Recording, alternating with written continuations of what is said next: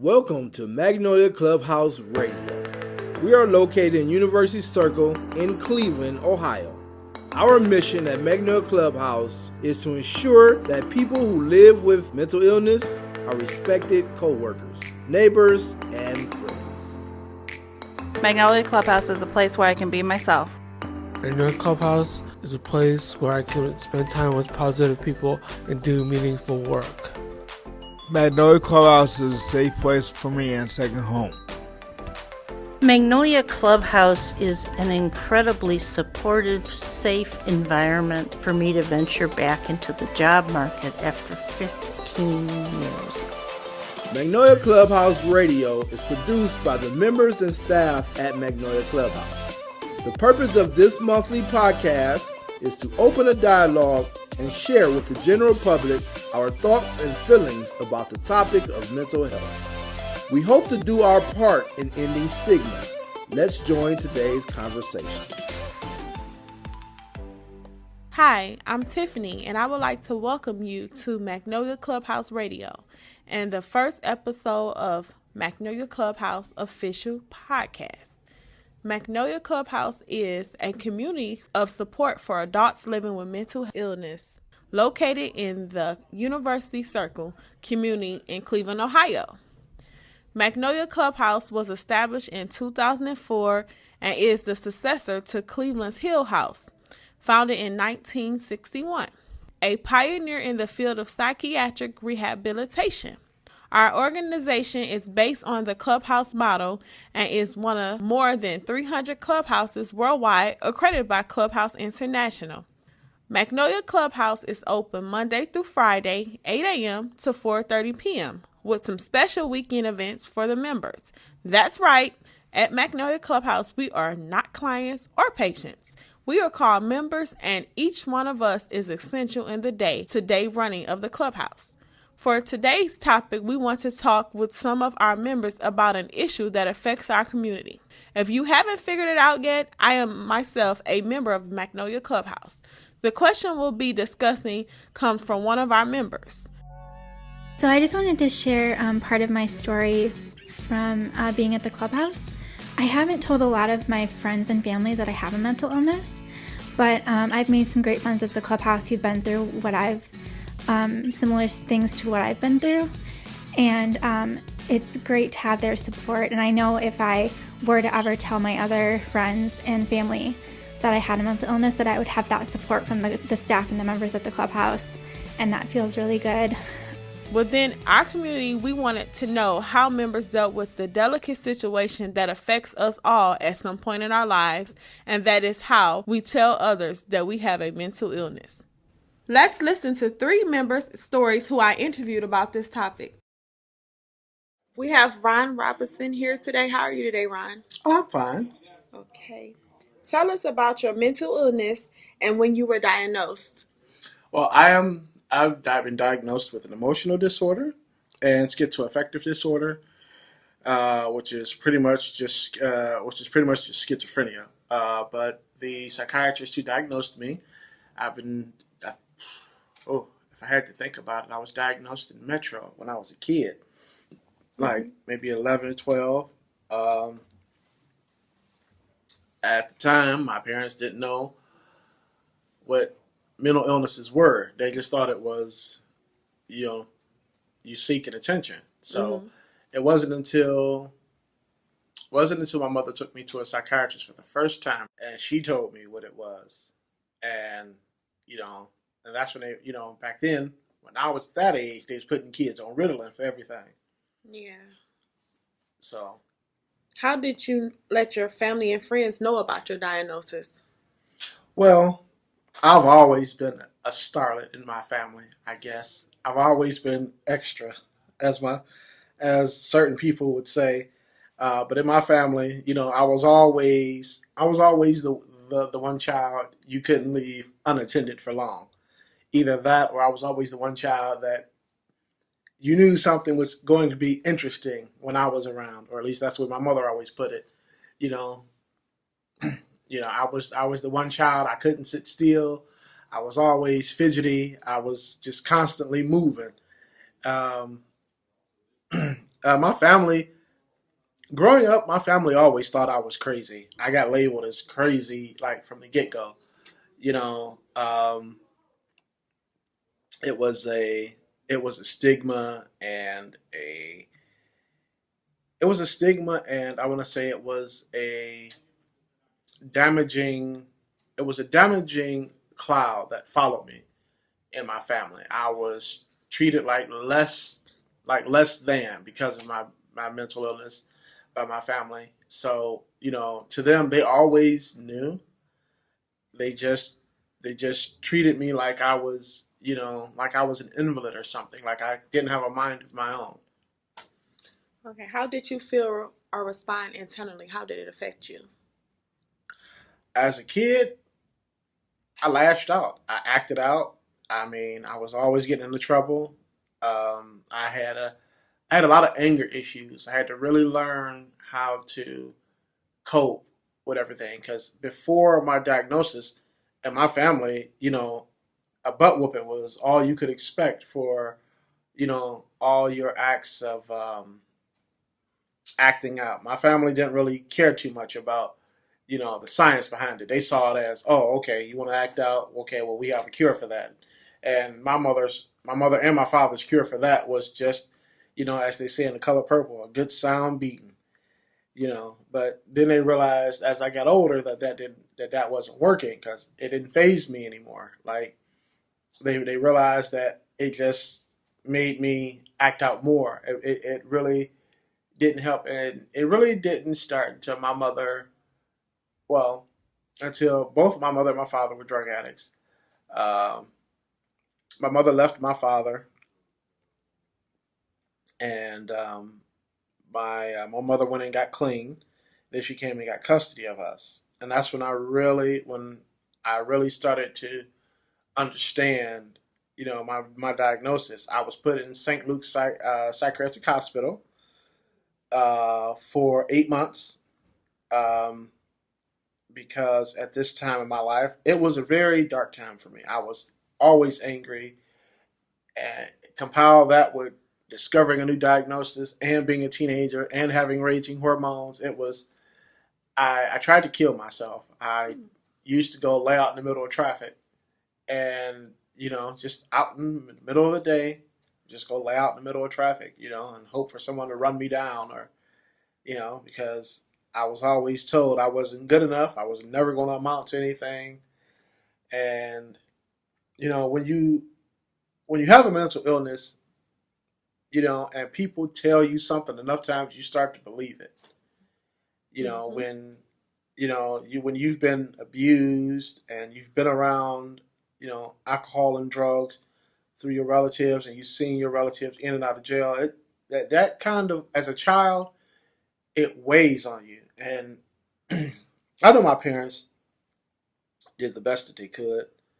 You know, we didn't have much, but my mother and my father, they tried. They tried their best. I mean, I dealt with it the best way I could. That's the only way I can answer that question. Uh, Internally, I was probably screaming inside. Like there was probably just this person screaming inside who wanted to get out. You know, I mean, I think that everybody with a disorder has that moment in their life where you got to put the devil back in the box, as they would say. And I'm not necessarily sure my devil's in the box. I mean, generally, I feel like most of the time we in Mister Rogers' neighborhood. He just moved in and became my neighbor, and I guess in my life I try to keep humor in my life because I've seen so much darkness. I've seen so much darkness and so much pain in my life. You know, and it reminds me of a quote. Which is cherish the happy times because they are few.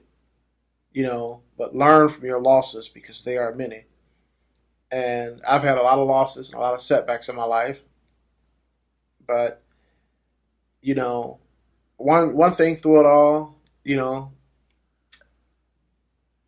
I strive to continue to be better. Even with my, social anxiety, that causes me to sometimes shut myself off from the world, I still try. I still try to push myself forward, and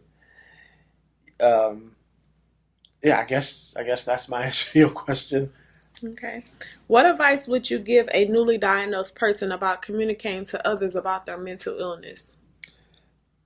One, a new person, if you just found out you got a diagnosis, surround yourself with positive and supportive people.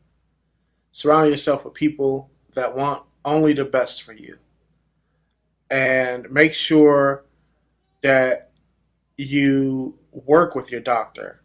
Don't just take the medicine. Find out what works for you. Work with your doctor to develop a plan for you. I mean, we can't and we shouldn't think that we can do this alone.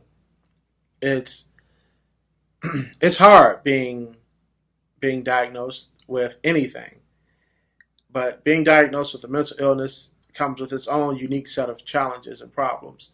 So I always tell people, prepare yourself. Prepare yourself as best you can by surrounding yourself with people, and it don't even have to be family, just people that are there for you. Get into therapy. You can come to places like the clubhouse, where there are good people. I think we people we need positive influences in our life. Especially when we're working on us. As I'm constantly reminded, we come to the clubhouse to work on ourselves, and I think that a new person would benefit from that.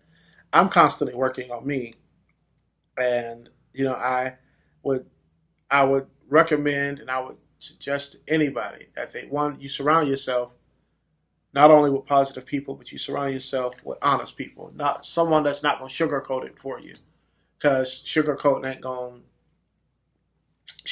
the situation isn't going to do you any favors in the long run.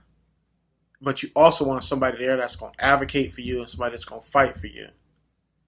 And I think, understanding your diagnosis, working with the clinicians and the therapists and whomever to make sure that you understand how this affects you. You understand your highs and your lows, making sure that you understand time management, especially for medication. Because a lot of us, we're on medication. And if you're a newly diagnosed person, you're more than likely, I want to say probably 75% chance you're going to be on some type of medication or some type of therapy regime. So that's my advice to any newly diagnosed person. Well, thank you, Ron, for coming to the show. Have a good day. Thank you so much for having me. We wanted to take a break from our program to speak to you, our listening audience. If you are an adult who has a mental illness, who lives in or around Cleveland, Ohio, or you know someone who is, check us out at Magnolia Clubhouse. Our address is 11101 Magnolia Drive in Cleveland, Ohio, and University Circle. You can check our website out at www.magnoliaclubhouse.org, or even give us a call at 216-721-3030. You can schedule a free tour and come in and find out what we're all about. We'd love to have you come and check us out. Now, let's return to our program. Well, today we have Danielle Conley with us here. Let's welcome her to the show. How are you doing, Danielle? I'm doing well. Okay. Tell us about your mental illness and when you were diagnosed. Wow. I have major depression. Mm-hmm. I have social anxiety, post-traumatic stress disorder, Mm-hmm. and when was I diagnosed? First, I was misdiagnosed when I was a teenager. Okay. But my current diagnosis, my diagnosis now, was when I'd say I was 33. So, yeah, it took a long time between there and there to really know what I was dealing with. Okay. How did you let your family and friends know about your diagnosis? Well, I was always open. So, I always knew that something was amiss. So when I was diagnosed, I let them know that what I was diagnosed with and that kind of thing. I had no problem telling my family.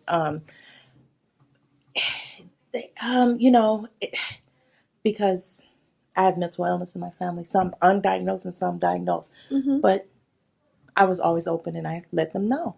Okay. How did they respond? Oh, depending on who you talk with. Some were like, yeah, that makes sense. Some were like, they repelled me because, mental health or illness is kind of scary to them. Right. So, how did it make you feel internally?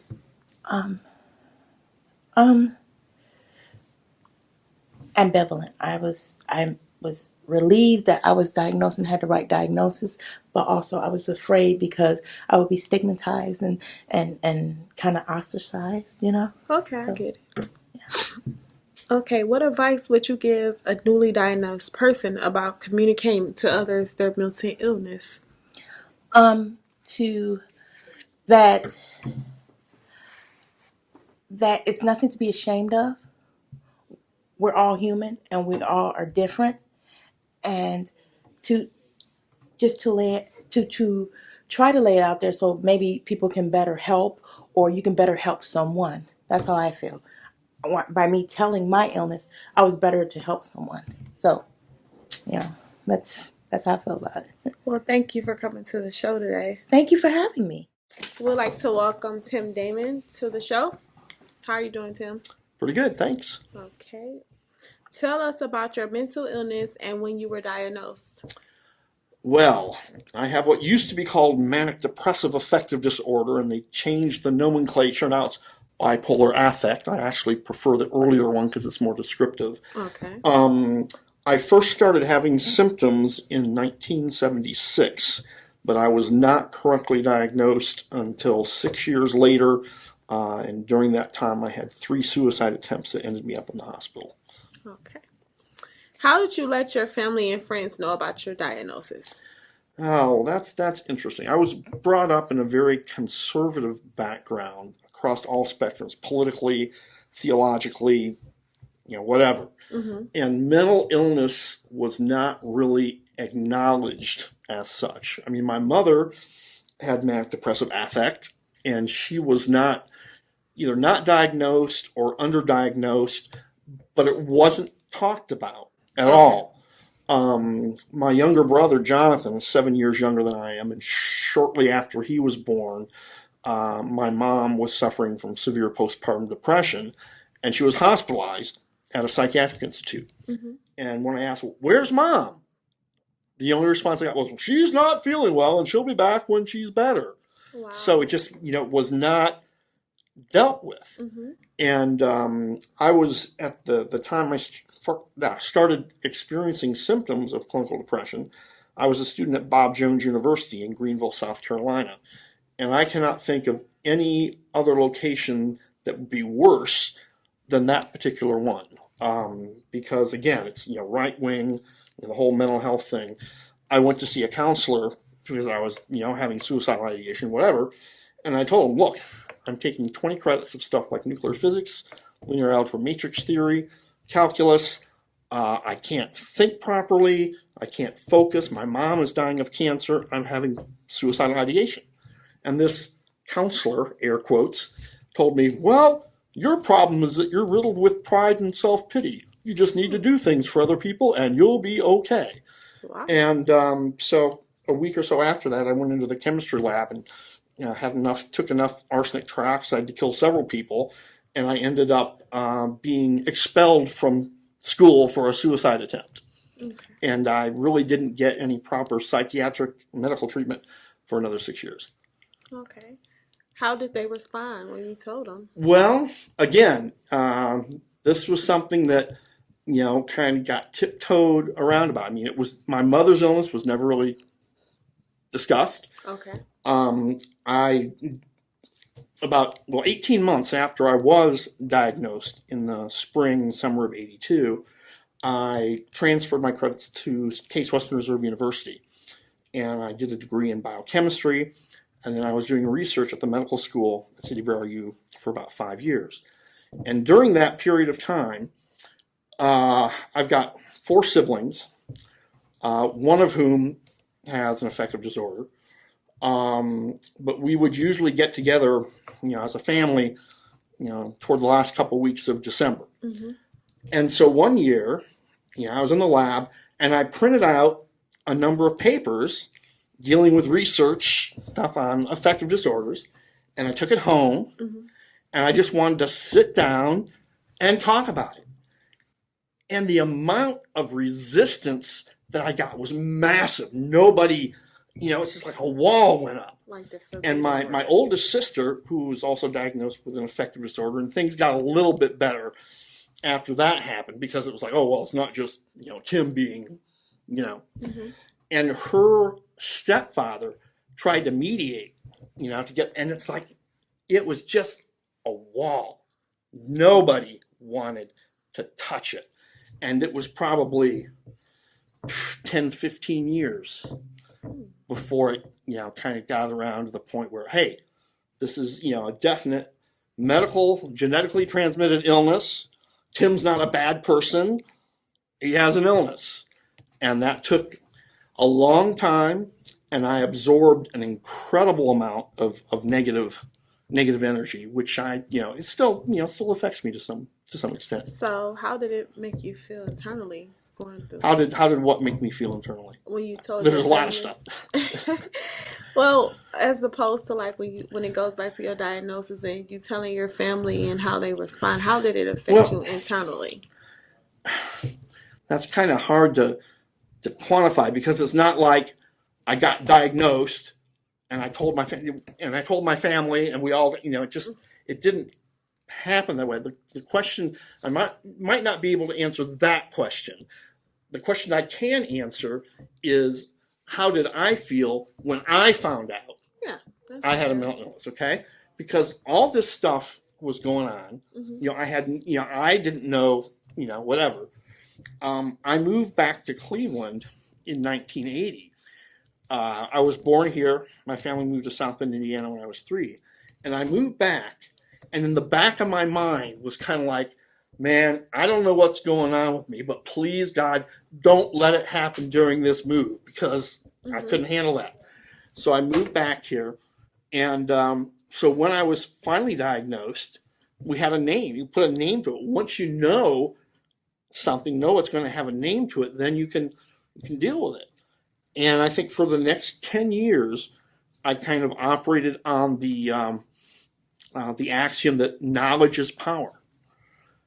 And in that 18 months, from the time I was diagnosed to the time I started at CWRU, I spent probably hundreds, if not thousands of hours at the Allen Memorial Medical Library on campus, reading up research papers, whatever. And I finished my biochem degree. I did research for about 5 years. But every year I was ending up in hospital. And it basically, I don't know whether it was partly because I'm type A personality, very heavy Protestant work ethic. Background, my mother was born in Wageningen, Netherlands, and her family came to Cleveland when she was about 3. And so I was brought up in this very, the Protestant work ethic, Calvinistic type theology. And so, whether I was pushing myself too hard or it was the illness, but, I would end up in the hospital about once a year, just like maybe for a week, and then it got longer and whatever.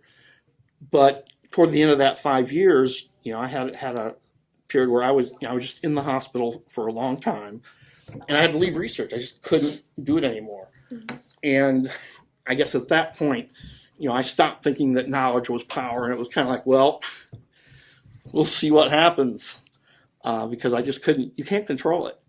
I did pretty good for the 10-year period, but And what advice would you give a newly diagnosed person about communicating to others about their mental illness? What advice would I give? I guess it depends. It would depend on the audience that you're dealing with. I don't know. Some people, me, myself, and I just don't really bring it up per se because I don't know until I feel somebody out. I'm going to be a little bit hesitant. Other people might say, you just lay it out there.